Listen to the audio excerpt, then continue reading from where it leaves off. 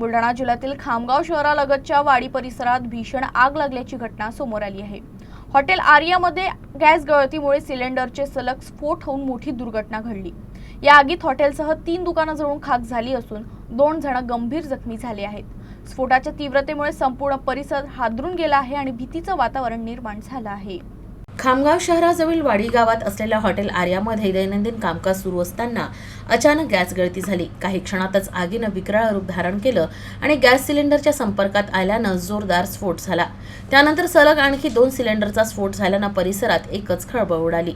स्फोटांचा आवाज लांबवर ऐकू गेल्यानं नागरिकांनी घटनास्थळी धाव घेतली।